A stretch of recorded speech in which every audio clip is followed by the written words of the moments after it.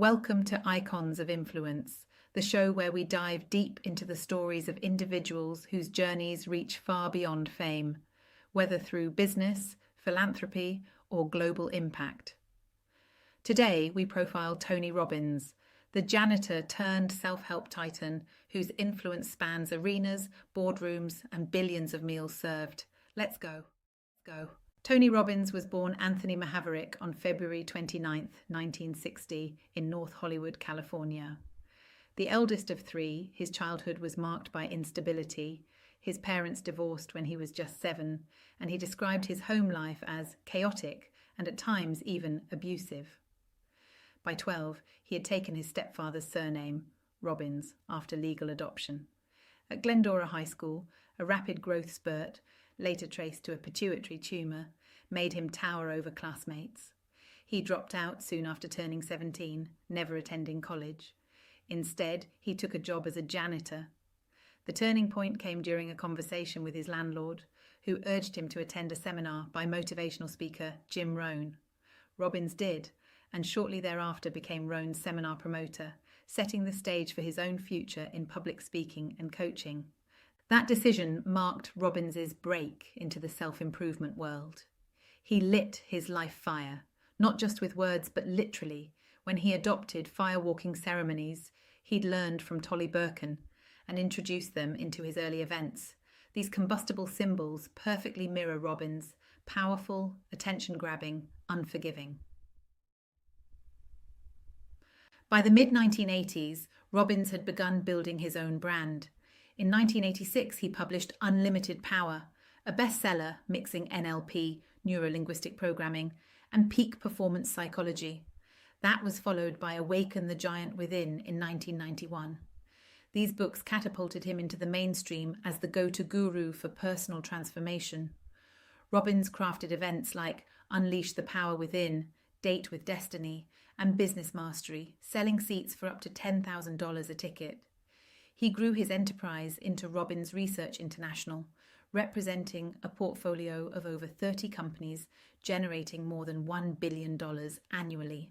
As of 2025, Robbins's net worth is estimated at $600 million, making him one of the highest-earning public speakers and authors in the world.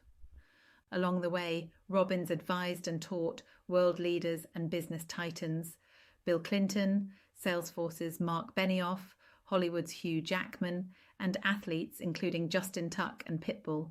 He even became a co-owner of LAFC and invested in Team Liquid Esports, extending his influence beyond personal development into sports, entertainment, and tech. In 1991, Robbins founded the Anthony Robbins Foundation, later renamed the Tony Robbins Foundation, to empower youth, end hunger, and serve vulnerable communities. Its core initiative, the International Basket Brigade, supplies food and essentials to almost 2 million people annually, reaching over 2,000 schools, 700 prisons, and 100,000 human services organizations globally. His most public mission, End Hunger in America. In 2014, he partnered with Feeding America, donating all profits from his best-selling book, Money, Master the Game, plus an additional gift to launch the 100 Million Meals Challenge.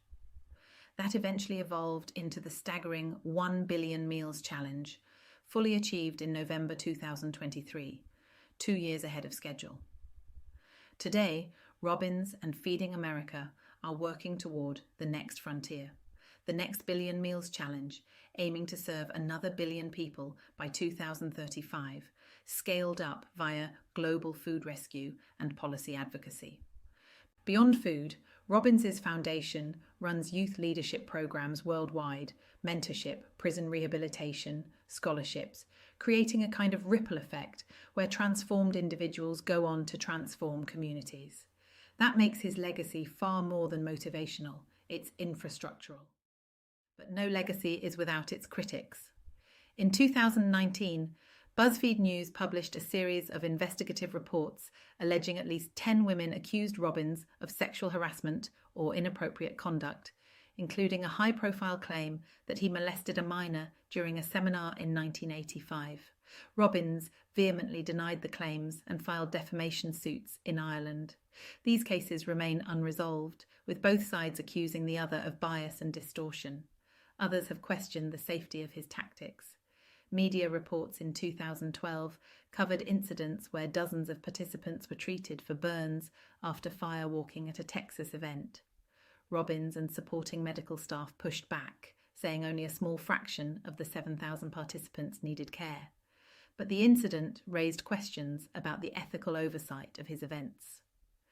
Critics also point to the scientific basis of NLP and his coaching techniques as pseudoscientific or overly simplistic, especially when applied to vulnerable people in emotional distress. The FTC once even fined Robbins Research International over franchise disclosures, but Robbins did not admit wrongdoing. Through this lens, Robbins emerges as a figure of enormous ambition and undeniable contradictions. He rejects traditional credentialing, no degree, no clinical training, yet leads global emotional interventions. He's enabled millions, but open to abuse. His food initiatives reach repurposed billions, yet critics demand more corporate accountability.